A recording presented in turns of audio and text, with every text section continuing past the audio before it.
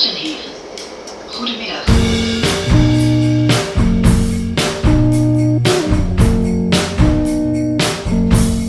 Hoi hoi, hello and welcome to the Meet Maastricht podcast. I'm Katrina and together with our resident local Lucy, we will be exploring some of the amazing stories that make Maastricht so special. So sit back, relax and join us as we learn about our favourite Dutch city. Hello everyone and welcome to episode 34 of the Meet Maastricht podcast. Today we are joined by special guest Jus Minnes, who you might recognise from some of our other special episodes.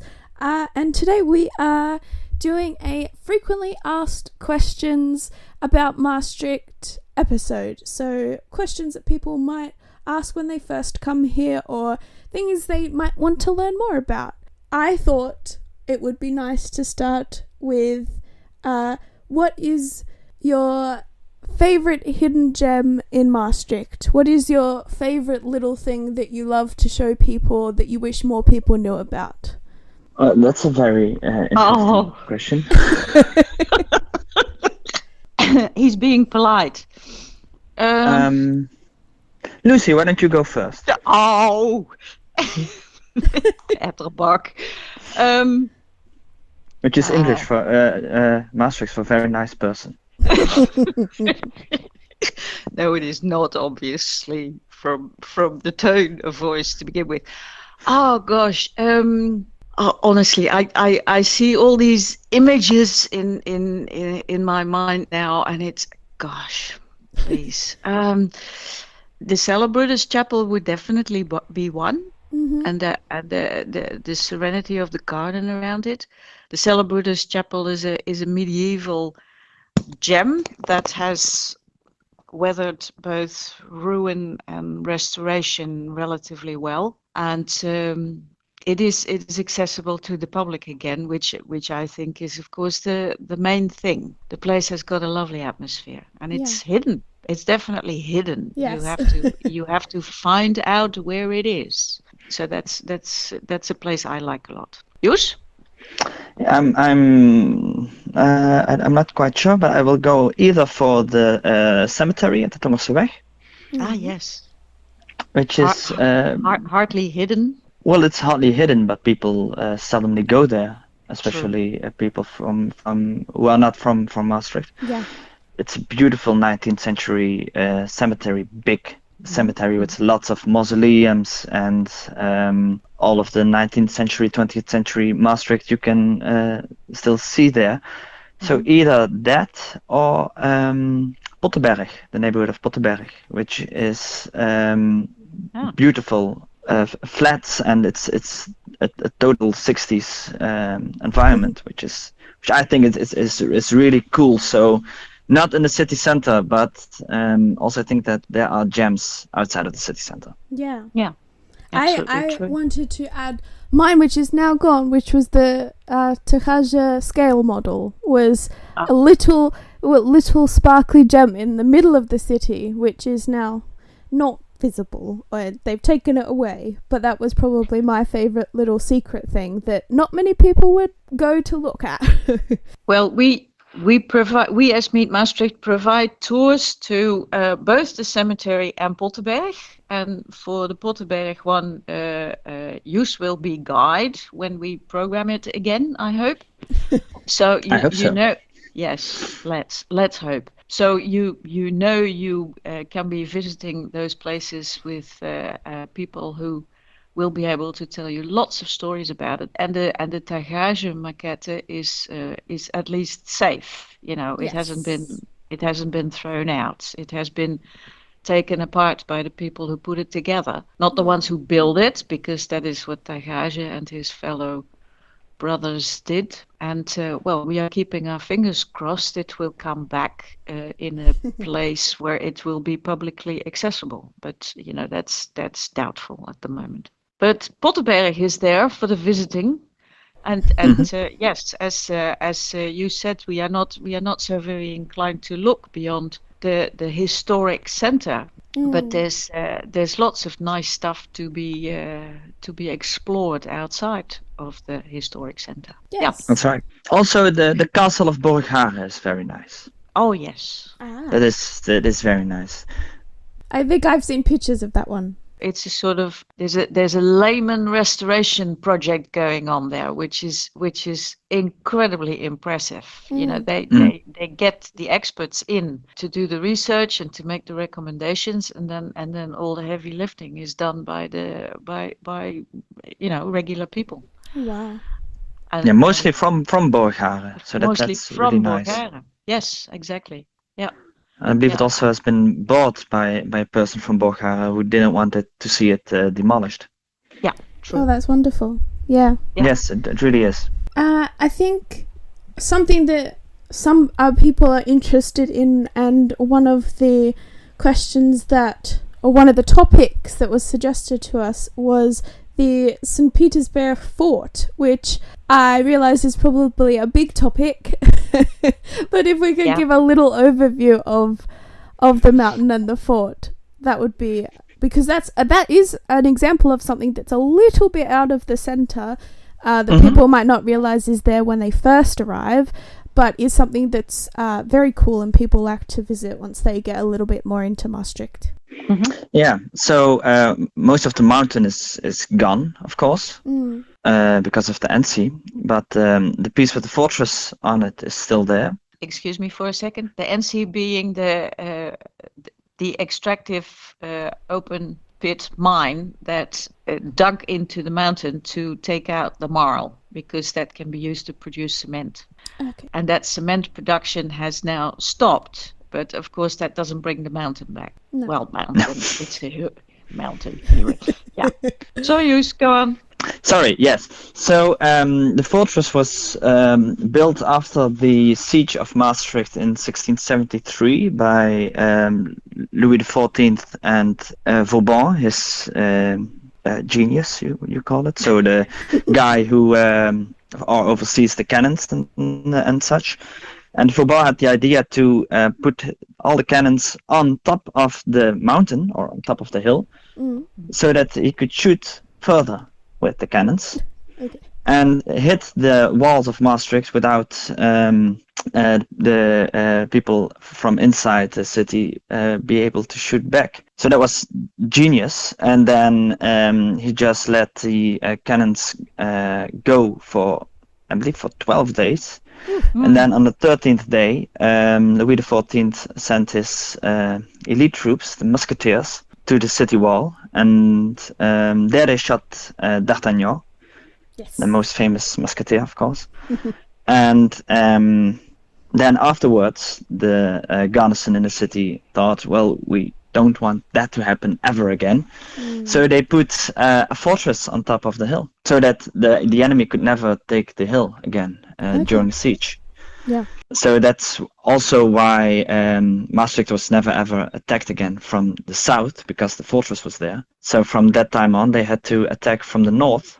And in mid-19th century, they built Fort Willem. I don't know if you know where that is. I don't know. On the north side. On the north, yeah, it is. Okay. It is on the north side. Do you know where this new? It's not new, of course. The gas factory is. It's now been painted red near the Noorderbrug and Kabergerweg. It's across from that factory. Okay, all right. And so the fortress was built to protect the city. Yeah. All right. Anything to add, Lucy?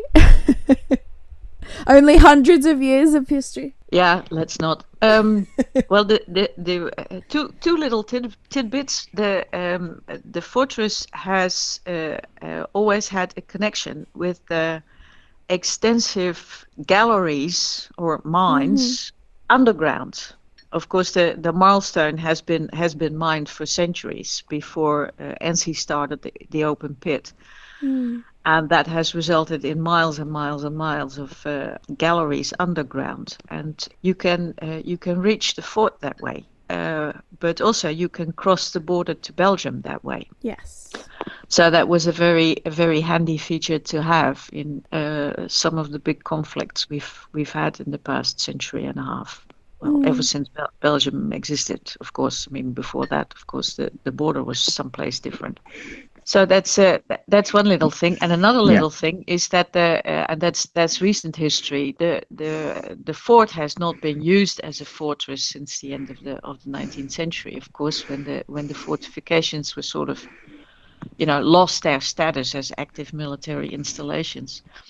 And the fort has sort of, decayed and crumbled and been half torn down and then left as it was. And then for decades, there was up against the side of the fort facing the city, there was a large restaurant and terrace, and that was a place beloved by all the Maastrichtenaren who would go there, sit in the sunshine and dance to the music of big bands and stuff like that. So there's that nostalgia about what the restoration destroyed. Okay. But of course, having restored the fort, it will of course, last a while yet for us to enjoy. You can book tours there, I suppose, with Maastricht Underground. I think so. Yeah. Yeah. Go see it. Go see it. It's especially the underground spaces are impressive. I think also, just if you are new to Maastricht, there is, maybe not in normal times, but there is at least one restaurant up on the hill that you can go to, or in the daytime have a coffee. You can sit outside, and it's a really nice view, especially at night time, over Maastricht as well. If you're looking for a nice if there's no curfew, you can go there. Yes, when there's no curfew, and there's and I know they serve the Maastricht stew as well, because my partner tried it one time. It's good solid food. Chalet. Katrina is talking of Chalet Bergrust. Yeah, so it's a sort of mock chalet. It is also the starting point of the underground tours in the marl mines. So you can walk the galleries there with expert guides who won't get you lost. That's right. I think in talking about St. Peter and the caves, someone had mentioned also a lot of our suggestions for topics and questions came from the Maastricht faction of Girls Gone International. So if you are one of the people who gave us a topic or question, thank you. Someone had mentioned that there was a safe built in the caves to hide Dutch paintings during the war, and I think people hid in there as well, didn't they? Do you have any stories about the caves specifically? And the mines? Yeah, so there were safes made in the Netherlands from 1939 in the dunes, but in 1941 those safes had to be left because the Germans wanted to build the Atlantique wall. Mm-hmm. This is on the seacoast. Yeah, okay. So the dunes are on the seacoast, yeah.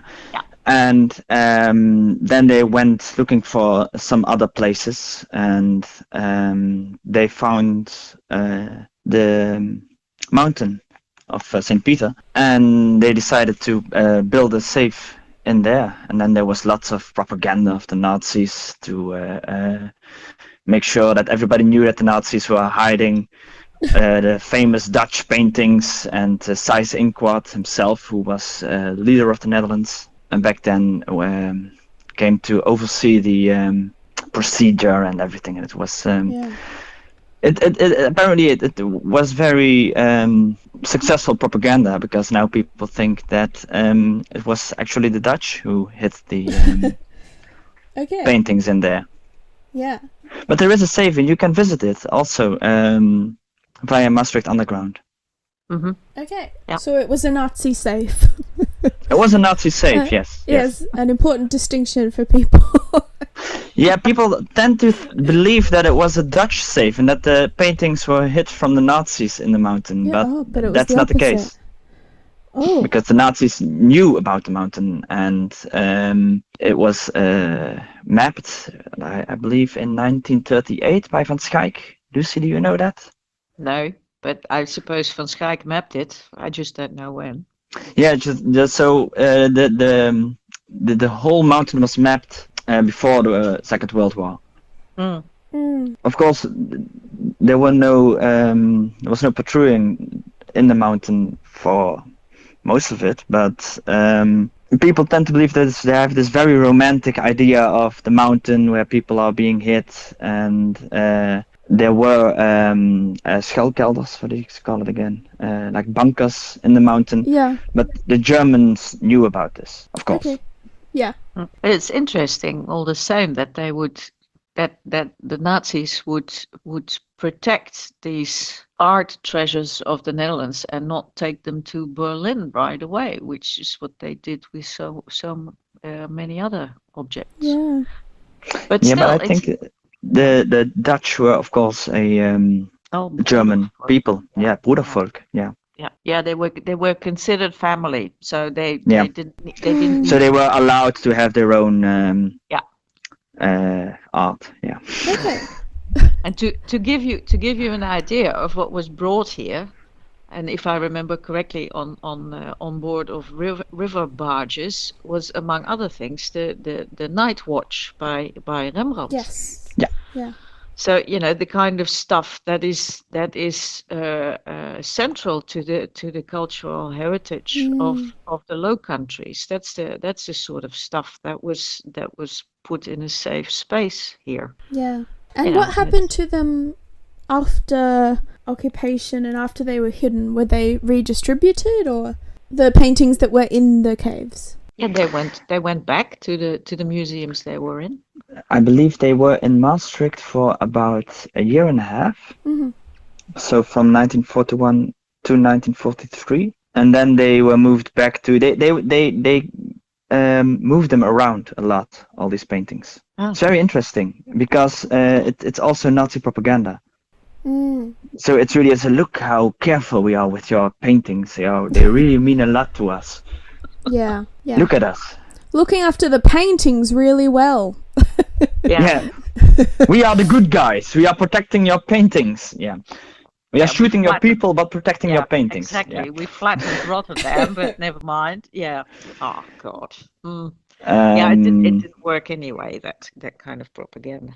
No, it did work because people now think that, that the good guys hit paintings. Yeah. It's very interesting. I imagine at the time it was a bit rough seeing your life fall apart, and then the Nazis saying, "Look, but our paintings are safe." Isn't that what you like? Yeah. Right. The something else that people wanted to. This is another big one, I think, is the history of the Vrijthof, which is a square that our listeners, I think, will recognise. It is where the Sint church is and the big row of restaurants. I suppose a way to tackle it would be what are some of the key points or some of your favourite points of history that happened around and on the Vrijthof? The raising and lowering of het Molsweef at the beginning and the end of Carnival. Yes. Ah, yes. It is the Vrijthof is our party space. Yeah. Yeah. So it's like any big square in the middle of an old city, it serves lots and lots and lots of functions. I mean, it used to be part of the area belonging to the Savas, where the local authority could not be enforced. So if you reached the square, you would be free. I don't know if that is connected to the name of the place. I don't believe that's correct, Lucy. No, sorry. That's what I'm saying. I don't know that. I mean, it is an obvious sort of explanation of the word. Just like many people think that Vrijthof comes from Frijthof, meaning a cemetery, and I've always understood that wasn't correct either. Do you know what the etymology is? Yeah, Vrijthof just means it has the same root as Friedhof. Yeah. But we now consider Friedhof as only cemetery. But actually, it just means garden with a wall around it. Ah. So Hof is garden. Yeah. and the Friet meant that it was not free to go to, actually. So there was a wall around it, and there used to be a wall around it for a really? very, very, very long time. Yeah. And it's not quite sure how it came to be, but it has not always been free either. Because the Hoofdwacht, or the headquarters of the garrison, which is now next to the Servatius Church, Yeah. used to be right in the middle of the square Oh, and divided in two, okay. which is very strange now to think about it that way. Yeah, it's really hard to imagine it blocked off because it is such a central public space. Yeah. Yeah. So there was a wall around it, and it was a garden for the canonics of the Saint Servatius capital. And then when the garrison came to be, they used it as training grounds. So until 1830, something like that. Yes. And then it was turned into, what we know of it as today, with a kiosk on it, and partying, and all kinds of things. Yeah. But my favorite historic event on the Vrijthof is the beheading of William van der Mark. Oh, God. There was a beheading? Who was, tell us. yeah, he was fighting everybody, Duke of Burgundy and the King of France, and constantly switching teams, and like a real Machiavellistic small knight who somehow got to fight this great wars and was a pest to everybody. And then they told him, now don't get a revolt again, and then he revolted again. And, so in the end he got beheaded in Maastricht, and after he was beheaded he was, how do you say this in English? Gevierendeeld, Lucy? Quartered. Oh, Quartered, like drawn yeah. and quartered? Yeah, torn limb from limb. Limb Oh, from limb, goodness. yes. So that's very. I always like to think about that when I see people on the Vrijthof partying and having fun, and then I always think of William van der Mark, who got beheaded there and then torn apart by 4 horses. And yeah, How was he beheaded? Like with a guillotine or with a big chop? no, just with a big axe.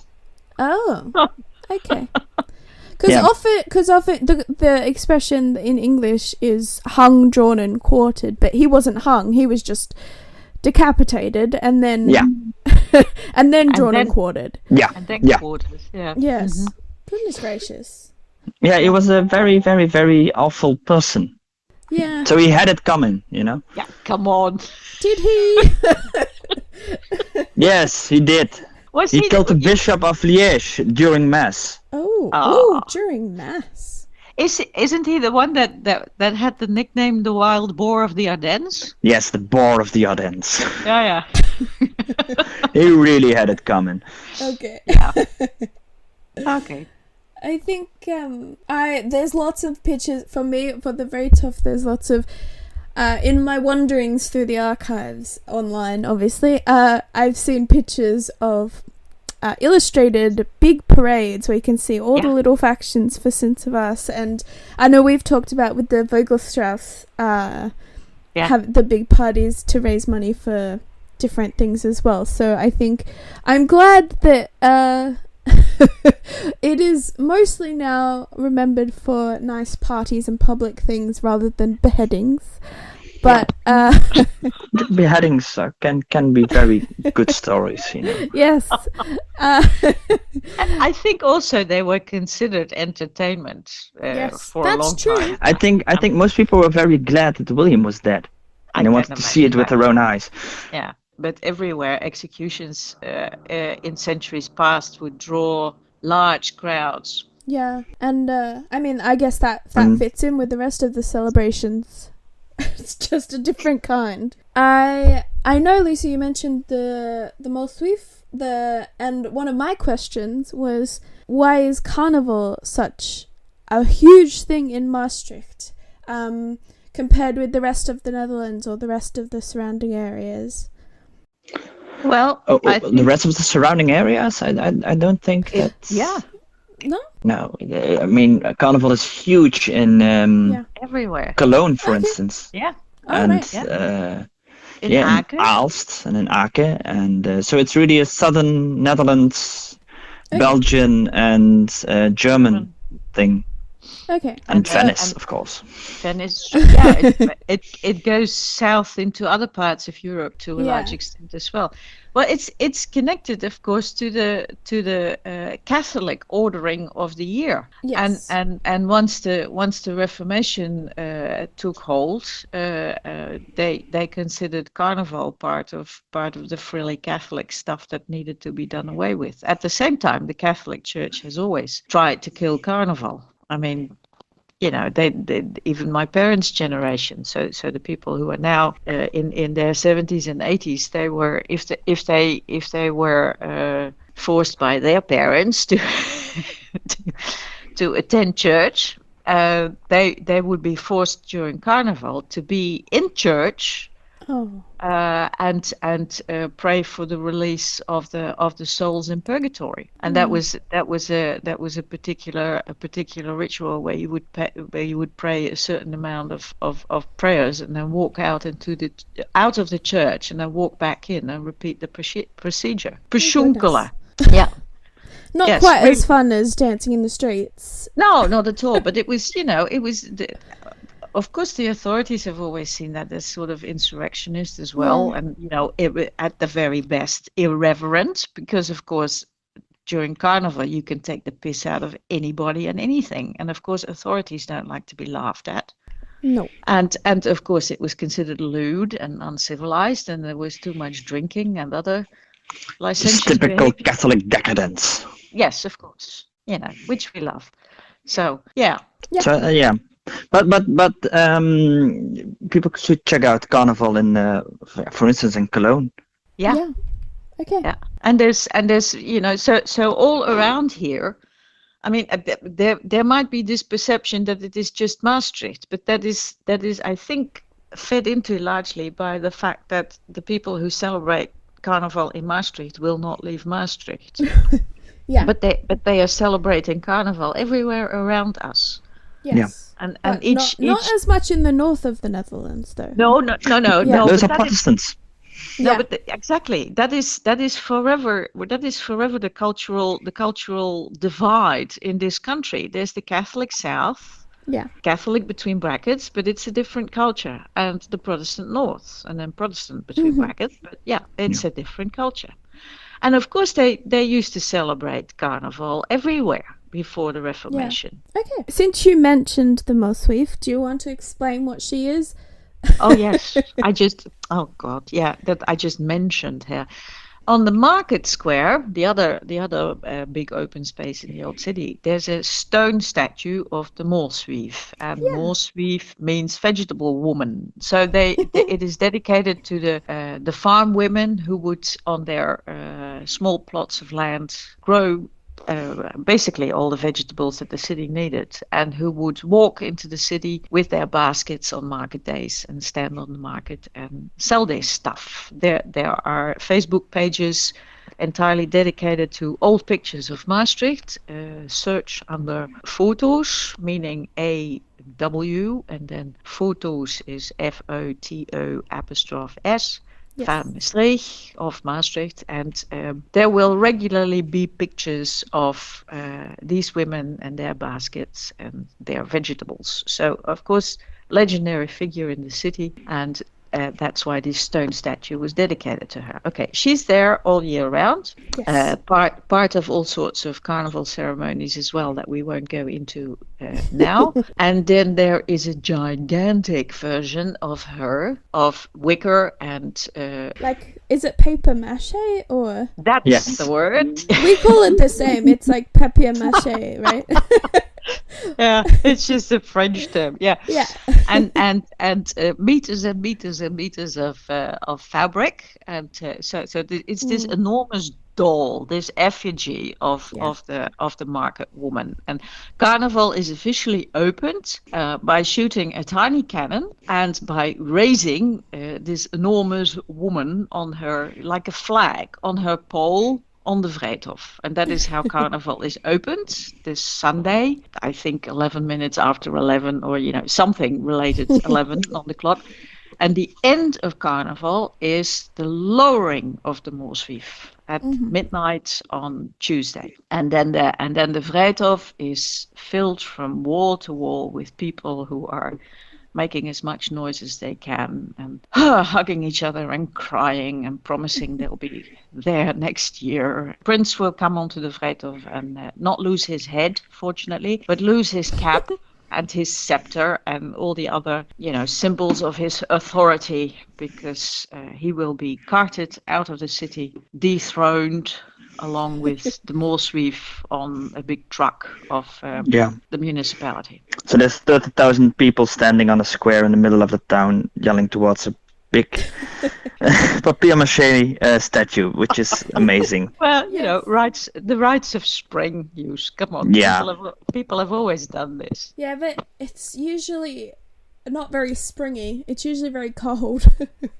And yeah, but I think most of the rites of spring actually take place at a probably time. right at the beginning. Yeah, you have to evoke spring somehow, and that you do it through a ritual. No, it's people wishing that it was spring. Yeah, exactly. Manifesting spring is what they do. The anticipation is always bigger than the happening itself. Yeah. Yes, but there is also this magical aspect, exactly as you were saying, of calling it forth. I mean, we are in the days now of Imbolc, the Celtic festival, and it's and of course that has disappeared totally from mainland Europe, but of course it would have been that type of ritual all around here as well before the Germanic invasions and the Christian missionaries, and you see echoes of that in our contemporary rituals. I've always thought that there must have been a version of Carnival where the prince was actually sacrificed, because there are even older rituals of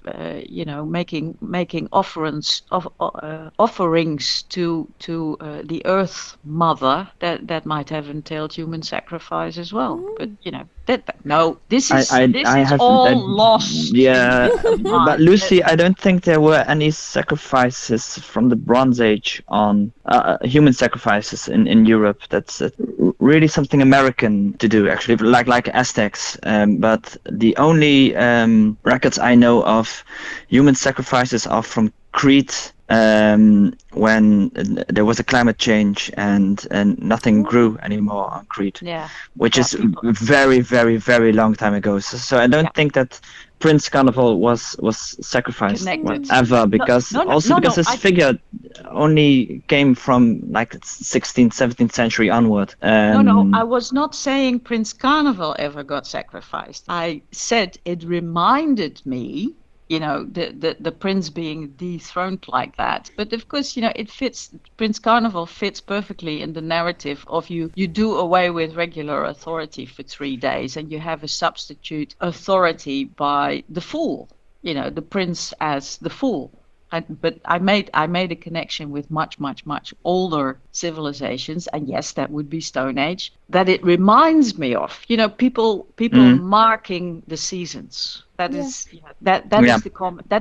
the common theme. It is marking time and celebrating changes and transitions. That's the common theme. But of course, when all of us are standing on the Vrijthof crying, nobody is thinking of this, I can assure you. Nobody. Well, this has been part 1 of our FAQs for Maastricht episode. A big thank you to Jus Minnes once again for joining us, and make sure to tune in next week for part 2. Thank you so much for listening to the Meet Maastricht podcast.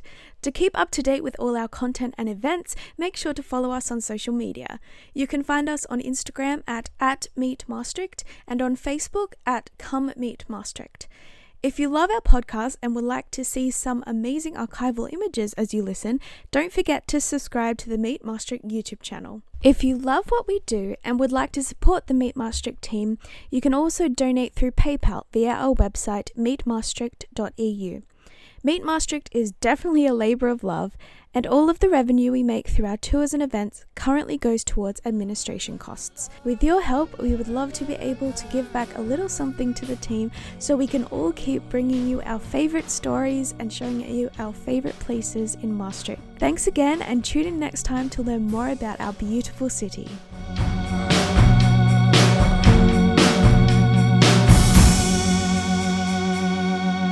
Tot ziens.